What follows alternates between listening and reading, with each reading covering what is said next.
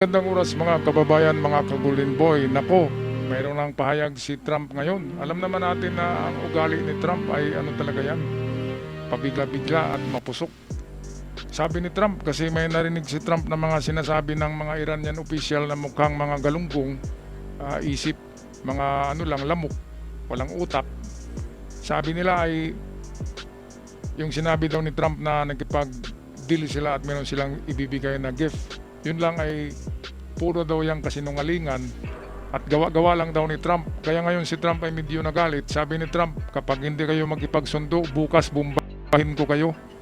Kaya ito ngayon, sa balita ng Australian News Channel mismo, itong sekretary ni Trump na maganda, si Libet, isang ano to ito yata yung bida sa Hollywood movie na na Prometheus, yung magandang babae doon. Ito yun secretary na ngayon ni Donald Trump, napakaganda, isang Hollywood actress. Of course naman, si Donald Trump mahilig yan sa mga modelo mahilig yan sa magaganda.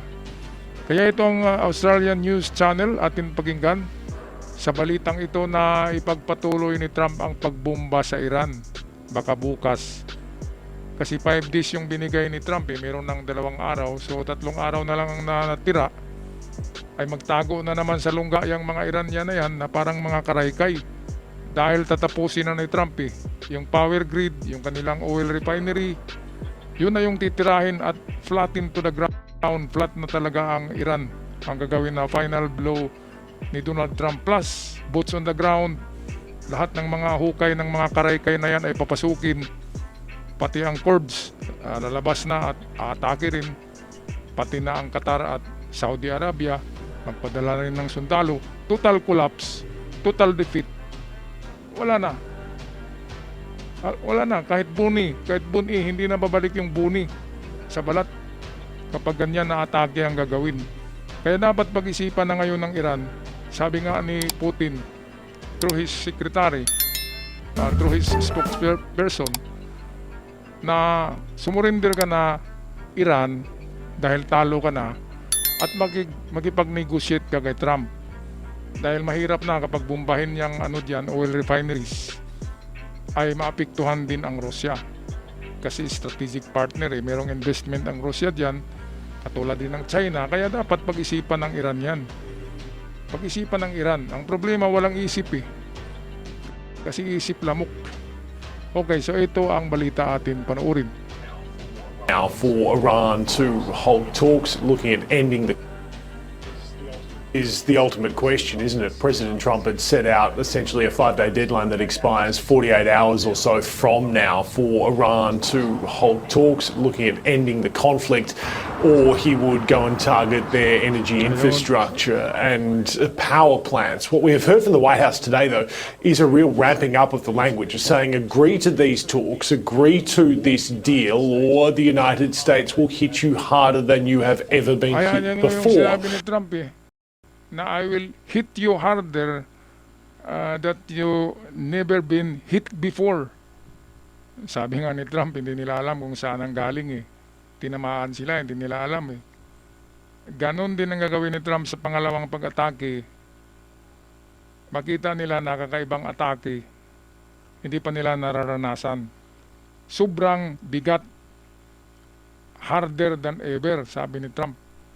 Kaya hindi kasi nakakarinig ng balita yung mga Iranian na na opisyalis, kasi nga sira na yung kanilang mga yung kanilang network. TV nila, TV station, sira na lahat Kaya yung umiiral sa kanila diyan ay ego, pride, garbo na lang Hindi nila iniisip na mayroong pang bukas. Babalik naman ni Trump yung kanilang mga negosyo diyan pati yung mga frozen asset, yung sanction sa kanila ay tatanggalin yan ni Trump kapag susurinder sila at magipagsundo. Kaya ganyan talaga, kapag talo ka sa sa gera, magipagsundo ka para meron kang makuhang kunting mga benefits. Hindi yung talunan ka talaga na super talo. Mabait naman si Trump, magipag-deal naman yan. Bakit hindi gagawin ng Iran? So patuloy tayo. news ng Australia Channel. It's interesting Caroline Levitt was also stepping back some of the reporting around the 15-point US plan, saying yes, some of them are factual, but not all of them. We have heard through Al Jazeera, among other news organisations, saying that Iran had rejected the 15-point proposal that it had received and cited its own five-point plan. You mentioned that five-point plan. Nagpahayag ang mga opisyales sa Iran na utak galunggong na hindi sila papayag sa 15 points conditions sa 15 kondisyones ni Trump. Ayaw nila, hindi sila daw magipagsundo. Kaya ito nagpahayag na mismo ang sekretary ni Donald Trump, si Caroline Leavitt, isang dating Hollywood actress. Idol ko noon, napakaganda nito noong kabataan niya. Ito, pakinggan natin ha. Ay alam naman natin si Trump, unpredictable yan, mapusok yan. Kaya dapat huwag galitin yan. Huwag galitin yan kasi alam naman natin na kapag sinabi ni Trump, talk for talk, walk for walk, yan ang ugali ni Trump. Hindi yan basta-basta nagpapabuli. Kaya ito, nasaan na ba yun? Caroline Leavitt. Okay, atin pakinggan. Scheduled for mid-May, and pressed on that, Caroline Levitt seemed to suggest that, well, we had said this conflict would go for between 4 to 6 weeks. So if that's the reason why the meeting is in that date and the conflict could be over by that point, well, she said to the reporter, read into that what you will. But this is the message she had to say to Iran when she fronted the White House press briefing a short time ago. If Iran fails to accept the reality of the current moment, if they fail to understand that they have been defeated militarily and will continue to be, President Trump will ensure they are hit harder than they have ever been hit before. Ay defeated na ang Iran. Hindi nila alam. Militarily defeated na nga sila. Kaya dapat tumanggap na sila ng pagkatalo at tatanggapin nila ang kondisyonis ng Amerika para patuloy pa rin yung negosyo nila. Kung hindi sila magkipag-deal kay Trump, ay darating na yung Kurds eh. Yung Kurds, grabe. Gutom yun sa revenge. Revenge ang nasa isip ng mga yun eh. Kapag darating yung Kurds, isang bansa yun eh, na nagkawatak-watak dahil sa Iran. At kapag sasalaka yun, parang mga zombie yun eh. Ay talagang zombie apocalypse ang mangyayari sa Iran. Wala nang deal.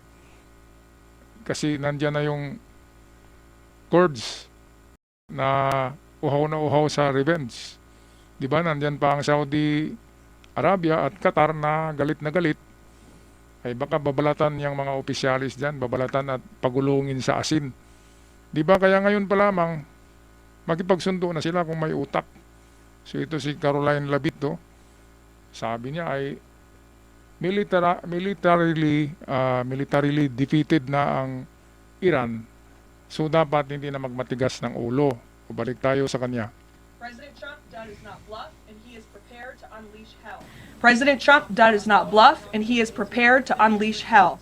These talks are ongoing. We're not going to get into the nitty-gritty details that have been exchanged between the United States and Iran at this time. Unleash hell eh, impyerno eh. Gawin niyang impyerno ang Iran. Kapag sinabi ni Trump, bumbahin ko kayo, si Trump talagang personalan na galit yan sa Iran eh, lalo na sa Ayatollah regime. Dahil sila nga yung nag-utos noong assassin, yung nag-snipe yung sniper na tinamaan si Donald Trump sa tainga, yun ay binayaran yun ng Iran. Kasi inamin na yun ng Ayatollah. Sabi ng Ayatollah noong buhay pa, na the second bullet will not miss para kay Trump. Yung pangalawang putok daw tatama na. Ibig sabihin yung unang putok yung tumama sa tainga. Kaya galit na galit din si Trump. Kung galit ang Iran kay Trump, mas grabe si Trump. Mabuti nga binigyan sila ng kondisyonis eh. Ngayon pag paayaw-ayaw pa sila kasi merong hinahabol na time frame si Trump diyan. Dapat hanggang 6 weeks lamang ang labanan na ito para hindi maapektuhan ang world economy. Para hindi maapektuhan ang energy flow sa buong sanlibutan. So kailangan 6 weeks lang ang gera na to. At kapag patagalin pa to ng Iran, ay hindi na makapaghintay si Trump dyan. Kaya naman kasi naagawin ni Trump kaagad yung mga oil refineries dyan, mga oil depot. Pwedeng agawin kaagad ni Trump anytime. Si Trump lang ay gusto lang ipakita sa buong mundo na fair ang kanyang pagipaggera sa Iran. Ganun kagaling si Trump, mga kababayan. Okay, ako'y magpaalam na. Maraming salamat, at sa mga bago pa lamang sa channel, huwag kalimutan mag-subscribe. Yan ay malaking tulong na sa ating channel. Hanggang sa muli, paalam at maraming salamat.